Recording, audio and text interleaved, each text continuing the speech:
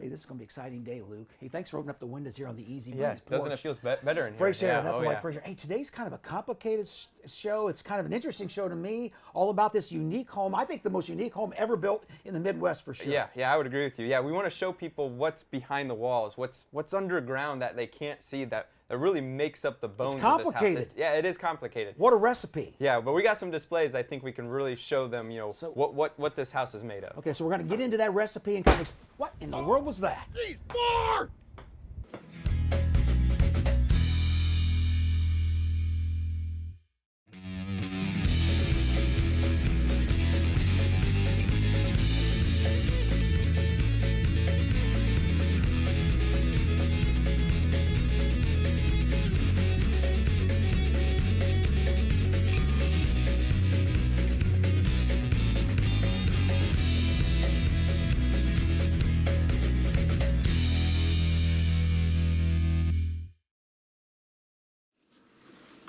You missed a spot. You better get this Come on. clean. This is important here. Come on. Over there. Come on. Boy, you don't do this much at home, This do is you? like really special here. No. Well, there's our golfer, Joe. What were you thinking? I wasn't thinking, I was just practicing. I can understand the I put the practice. Easy Breeze windows down. Oh, You almost killed us. I believe this belongs to you, sir. I'll take that, thank you very much. Sorry, guys. Hey, welcome to Between the Studs. I'm Lonnie Norris. This is the Granite Ridge team and Tony Ranke, our president. We're glad you've joined us today. Between the Studs is all about new homes, construction processes, features, trends, furniture, things that make up today's new home. And we're out here at the Next Step Home. Got an exciting show planned. Tony, tell us a little bit about today's show. You know what? We've got the show called Between the Studs, and we've been centering our program this season from the Next Step House. Now, a lot of people have been asking, what does Next Step stand for? So I thought I might explain that first. STEP is Smart Technology Energy Performance. So STEP. Anyways, what we'd like to do is we've got a lot of questions about how and why this house is so tight. So you and Luke, Lonnie, why don't you guys go talk a little bit about the structure? The secret recipe? envelope. Okay. And this is going to be a hard one, so try to figure out a good way. As long as Joe's not golfing, I think the displays are still We'll be okay. safe. Okay, we'll do Now, it. Joe and I are going to go ahead and we're going to talk a little bit about the windows. We've got triple glazed windows here, Joe. True. So this is going to be a little complicated for people to understand. And I think there's something called, besides argon in it, it's called, Krypton. that'll be fun for you to see that segment too. So let's get our segments ready. We'll see All you in a right. bit. Here we go.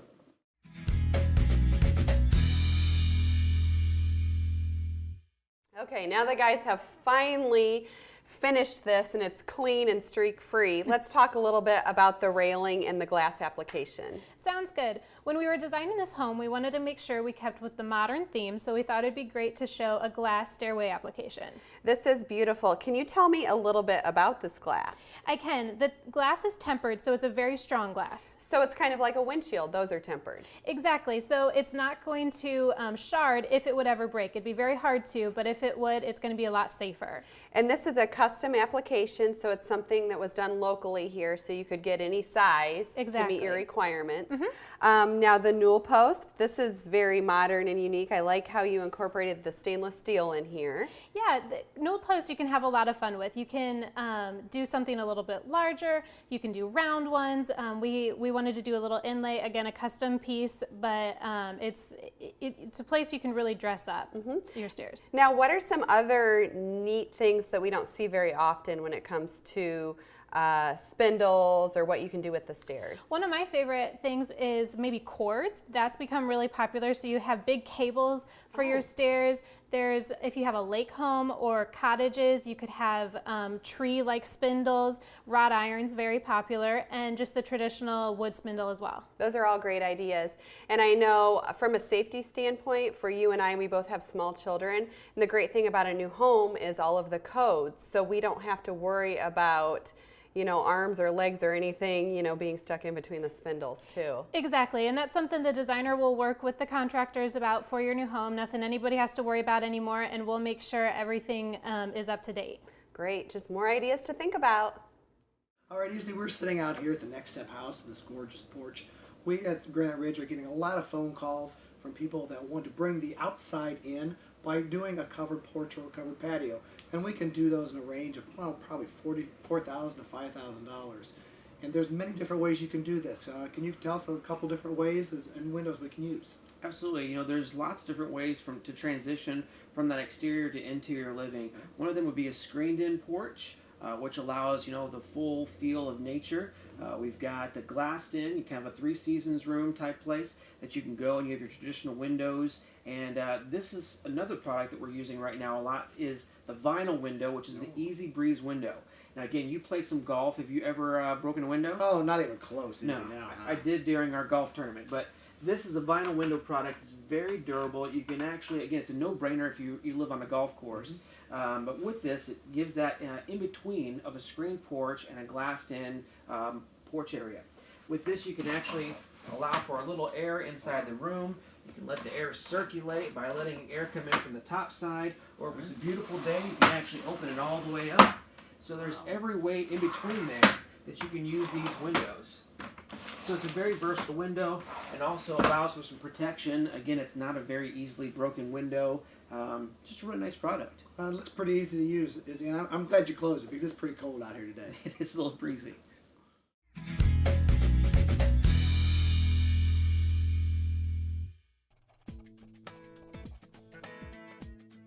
Granite Ridge Builders has hundreds of floor plans to choose from, all of which you can custom design to accommodate your personal needs. But what if you have your own plan or ideas? That's okay. Our 3 professional on-site draftsmen are ready to take your ideas and turn them into a reality. Just give us a call or shoot us an email. We look forward to meeting with you to custom design your next dream home.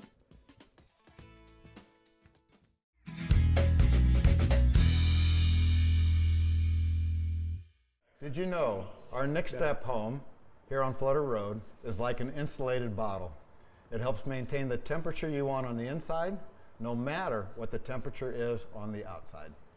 So what that's saying is obviously the walls are very important, but a very big component of the walls is the windows. True. So that's what we're going to talk about today is windows. Now, got a quiz. You guys know where the word window comes from? Clueless. An idea? It's kind of interesting. Well, back when they were starting to build houses, they needed some ventilation. So they would cut holes into their walls, and therefore there was a wind hole, which now becomes our word, window. That makes a lot of sense. Well, Joe, let's go back a little bit past historically. When America was founded, we primarily had 2 styles of windows that we would put in houses. What were they? Sure. We had a double hung. That's where the 2 sashes, one would open, the other one could open too, double hung. They also had casements where the whole sash opened and closed. Interesting. Well, let's go back into the 1700s, and one of the primary styles was Georgian style. Now, Lovely style. this is a good one for our audience. How can you tell how early that home was built and how late that was built based on the grids? If you would take a look at the grid pattern and the size of the glass that was in there, the smaller glass is from a much older home and window. They weren't able to make glass in very big sheets back in those days. Okay, so they'd take small panes, they would cane them together, and that would become the window. Interesting. So now you can tell which home was a little older and which one was a little... Just by the size of that glass, exactly. Okay, Granite Ridge normally puts an Anderson window in our house. So I thought, Joe, you could do this for us. Explain to us what the Anderson window is and what it does. Sure, absolutely. We always install a standard, an Anderson 400 series high performance window. Anderson makes a 400 series, a 200 series, and a silver line. We always start with the Anderson 400 series high performance window. What makes that window a high performance window is a lot of the features they incorporate into it. For example, between these 2 panes of glass, this is hermetically sealed, so the argon gas inside here will not escape out. Argon gas is an inert gas, heavier than air, and acts as an insulator. As another coating of insulation, Anderson puts inside there a coating of a low-E film. Low-E film wants to reflect heat back to the side heat is coming from. Okay, now will that help us in fading of our carpeting and furniture? Not particularly the low-E film, but they do put a coating of a UV material on there which will help reduce the fading of the carpet. Okay, that's a big plus. Big plus. I heard you know a percentage of how much more efficient this window is because of the argon in it than a normal window. Exactly, depending upon exactly which window you're comparing it to, but it's anywhere from 37 to 41% more efficient. That's a big number. That's a real big number. Now, I saw your golf swing earlier when we had to open the show up.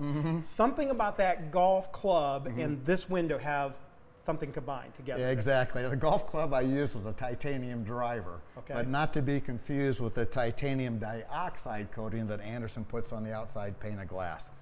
If you look at glass under a microscope, glass really isn't very smooth. It's pretty lunar looking. That's why when it rains, water wants to trickle down, leave streaks and spots behind. This titanium dioxide absolutely smoothens off that glass. So it's going to be an odd look. On a rainy day, rather than that water trickling down, it sheets down that glass. And that sheeting water has a tendency to take a lot of dirt with it and leave virtually no spots and streaks So behind. you're saying Luke and I don't have to ever wash a window again? Ever's a big word. You will notice you're washing this window a lot less often than your old window. That's too bad. I Yeah. thought I was going to tell Karma I didn't have to wash windows again. Well, maybe we can get Carmen to do it. So it is a really, really big advantage. Now, I also heard that you do one other thing on Andersen windows. Mm-hmm. All of our homes, there might be some, let's say if you're doing a brick house Mm-hmm. and you've got that window there, there's some of that mortar that might fall on that window. How do Mm-hmm. we protect our windows all the way through construction? That's really important. Andersen puts a coating of a removable film on top of this window. We know mortar's going to get on there, the paint might get on there, and who knows what other construction dirt gets on there. When the house is complete, we can just simply come by, peel that off. We've protected that titanium coating now through construction. And that's amazing. Sure. So you would probably recommend this window out of all the window brands that you've known. Every single time. Yeah, so we again put a very, very good window. That's Andersen. Now, Yeah. here at the Next Step House, we tried to make this even more efficient.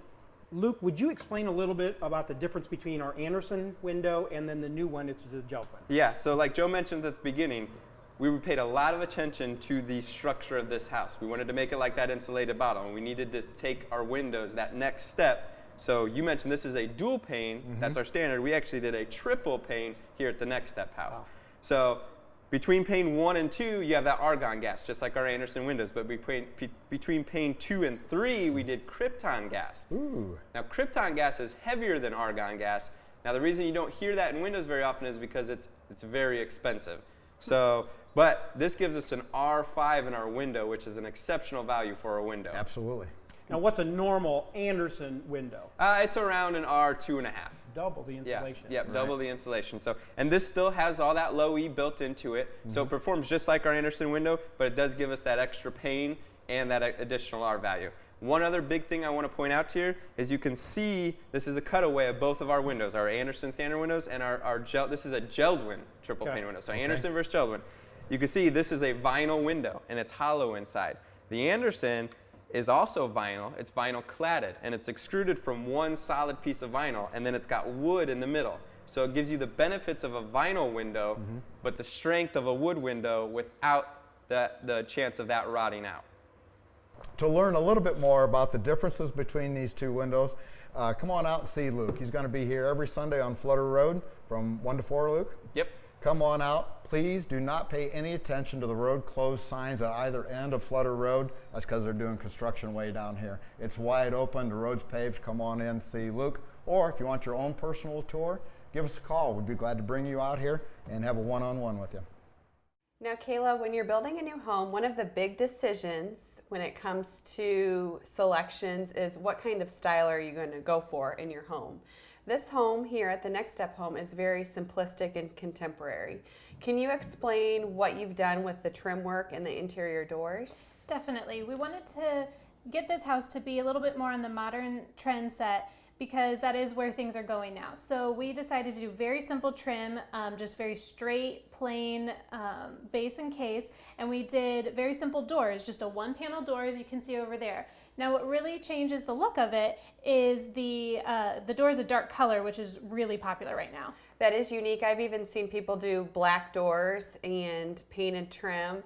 Now, when it comes to what's more popular, we get asked a lot, should I do stain trim or painted trim? What do you typically see? Painted trim is definitely more popular, but stain trim is very classic for the right buyer. But I would say right now, 90% of the homes that we build have painted trim.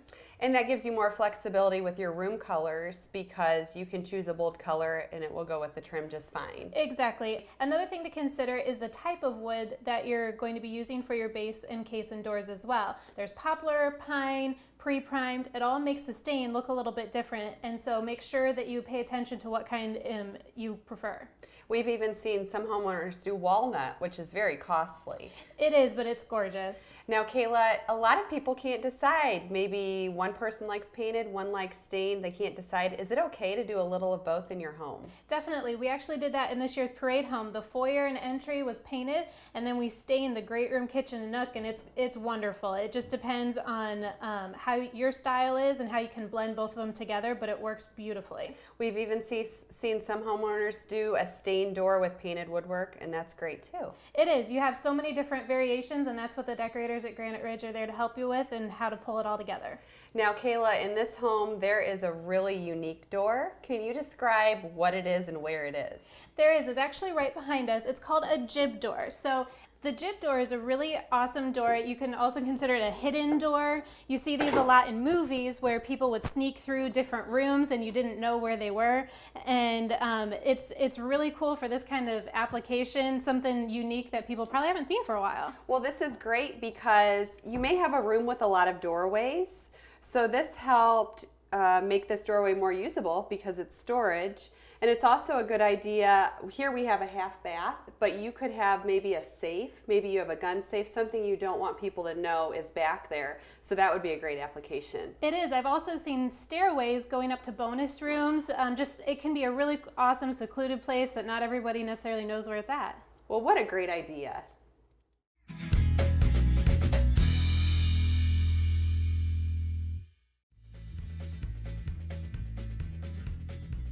Hi, I'm Jake Whitaker with Granite Ridge Builders, and I'm here today to talk to you about a brand new community called Saddle Creek Estates. Saddle Creek Estates is located in Grable, Indiana, and it's in the Leo School District, and the streets are actually in for Section 1 right now, so please come out and see us. Now, there's been a little bit of confusion when people are driving out there. There is an existing house that was originally there, and I'm kind of working out of that right now. I'm out there every Sunday from 1 to 4, or give me a call and I'll meet you out there anytime. Did I mention it was Leo Schools?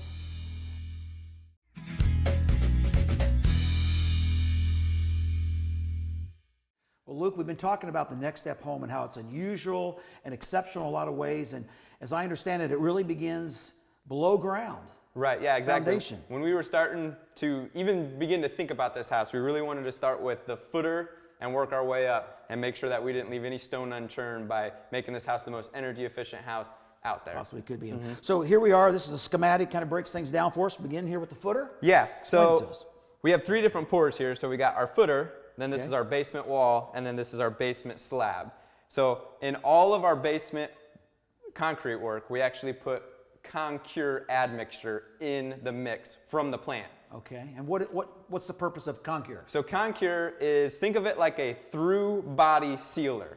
Concrete itself is very porous. There's little capillaries that water can actually run through and can actually go from one end of the wall to the inside of the wall, which we don't want to happen. Right. So Concure actually seals up all those little holes and capillaries and makes it so that water cannot go from either groundwater or condensation cannot go through this concrete. So it makes it non-porous. Okay, now I've looked at some basement walls before and actually have seen moisture or evidence of moisture or even beads of moisture. So you're saying we figured out a way to stop that from happening. Right, well, we actually did 2 things to stop that from happening. Some of that could just be that the water's running through the capillaries, okay? You've seen people spray the black tar on the outside of the Yes, wall. That's one way to do it. We did that and the Concure in this house.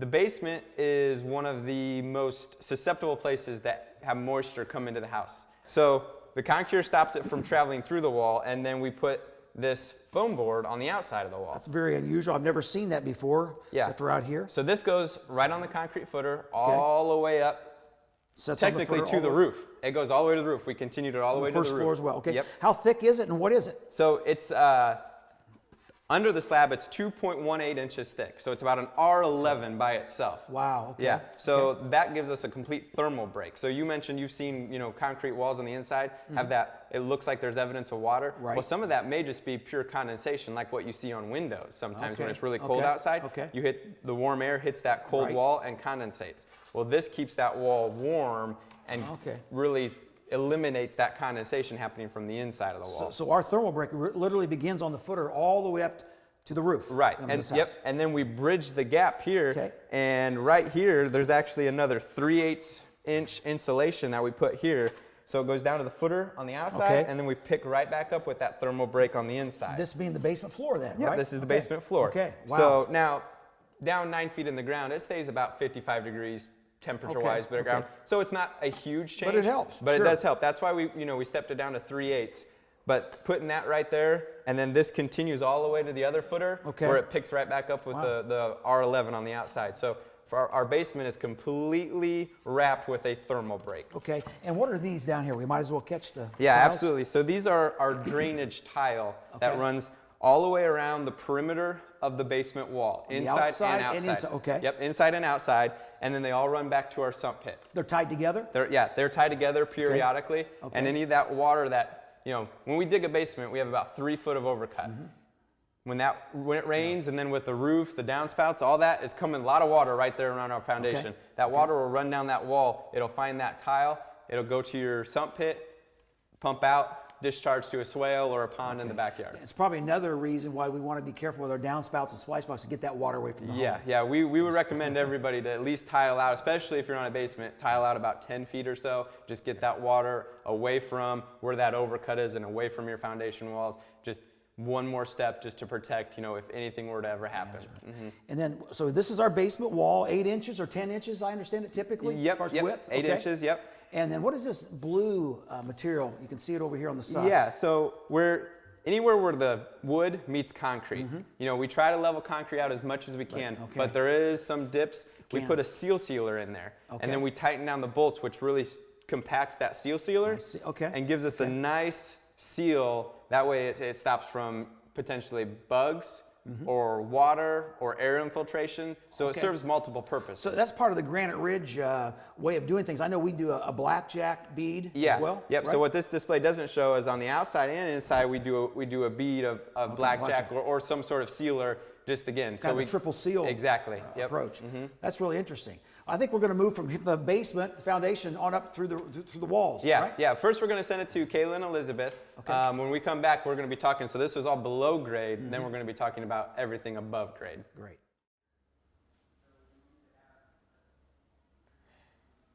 Elizabeth, this is one of the most used areas in the home, the garage entry. And one of my favorite features in a garage entry is lockers. Can you tell us about some of your favorite features? Well, this is really popular.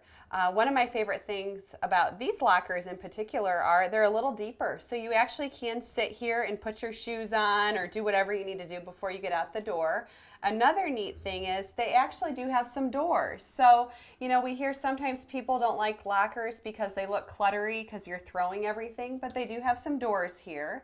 There's also cubbies, so you can have baskets, but a great place to hang your coat. And I know you did one really special thing on the front of these lockers. We did do a really unique thing with these doors. We actually put a clear, dry erase paint on it. So instead of a plain door, you can actually write messages and write your grocery list, your kids' chores for the day, but you hardly see it. So when guests come over, if you don't want all those messages and messy chalkboard to be shown, you can erase it all and it looks just like a normal door. What an awesome idea. Now, lockers, what do they typically run? What would somebody expect to spend on putting something in their home? Depending on how intricate you get with it, I would say probably $900 to probably up to $2,000 depending on how custom you make it. And that's not too bad because when you look at furniture pieces that are lockers, you're looking at something like that. So Luke, we've talked about foundations and basement assembly. Let's talk about from the basement up, the walls and ceilings and so on. Yeah, I mentioned before that we had this rigid insulation going from the basement footer all the way up to the roof eave. right. So actually when we got above grade, we jumped it up to an actual 2.5 inch thick. That's heavy stuff. Yeah, it's heavy. It's really durable. These walls aren't going anywhere. No, are they? absolutely Okay, not. yeah. And this by itself is an R14. That's amazing. Most walls are about that. Yeah, absolutely. Most Yeah. 2x4 construction walls are going to be about an R15 Yeah, that's amazing. at most. Right, okay. But now the thing with that is your stud space. Your studs themselves take up 25% of a wall. Okay. A stud, the R value is very, very low. So what you're saying is this becomes the envelope. Right. So we've got insulation on the outside of the studs, which typically you don't have on a conventional house. Yeah, 'cause the exactly. studs and the wood And like you on use. a nice frosty morning, you can actually drive by and see I've where seen every that. stud is because that heat is burning that Okay. frost off. That's why you can see it. On this house, you won't be able to see that because we have that complete thermal break around this entire house. And speaking of between the studs, what is between the studs? Yeah. In this particular house. So in this house, so we got the R14 rigid insulation on Okay. the outside. Then between the studs, we filled it with a closed cell polyurethane. Wow, So okay. there's closed cell and there's open cell. We went with the closed cell, Okay. which actually encapsulates the gas as it expands. Okay. So this will not absorb any moisture, and it's a complete air air blockage. So 3.5 inches roughly. 3.5 inches. Yep. Our value of that would be About an R19. So wow. yeah. So you put those two together. Yeah, we're about an R36 when you add everything In the up wall? together in the wall. Yeah, That's So amazing. And you know what amazes me is, we wanted to make this house as efficient as we possibly could, and we stayed with a 2x4 wall versus 2x6. Right. Yep. We went with the 2x4 wall, but then when we added that 2.5 inches of insulation on the outside, it gave us a true 2x6 dimension. Okay. So we could use a standard 2x6 window jam extension in there. Okay. And Luke, I know we can't talk about the entire assembly. The roof's another story, and there's a lot of insulation. How much insulation's in the attic, by the way? Well, we have an R66 insulation in the attic. So R38, I think, is maybe code. Yep. We're in the 45 range at Granite Ridge, but we're talking going way R66. beyond that. And you really can't go much more than 66 because then the first few inches will start compressing and you'll lose some R factor. People need to come out and see this house. Yeah. And by the way, we have a wall schematic. If people are interested in the specific recipe and the materials that we use and the size of materials and where they go, come on out and take a look at our wall schematic. We'd be glad to give you more information about this incredible house out on Flutter Road.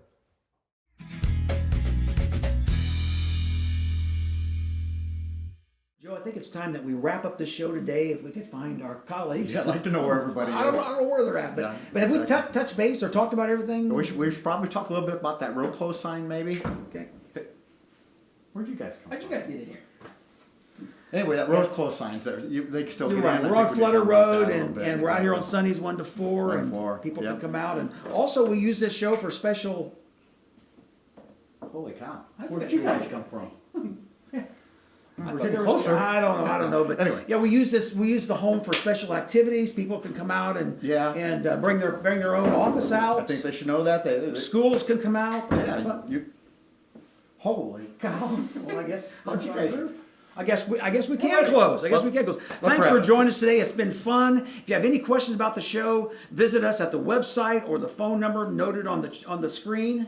Yep. If you'd like to know a little bit more about who we are, what we do, and why we do what we do so well, just walk in our front door. We'd love to meet you, greet you, talk about it. Come on out. Just don't play golf with this guy. Oh! So instead of your plain doors, you actually can dress it up a little bit, write messages to the family. You can have your grocery list on there, and hi. Thanks a lot. We were on a roll, man. Had it nailed. Here somewhere? Yeah. I don't think I'm really going to hit that ball. Why not that way? You think it will?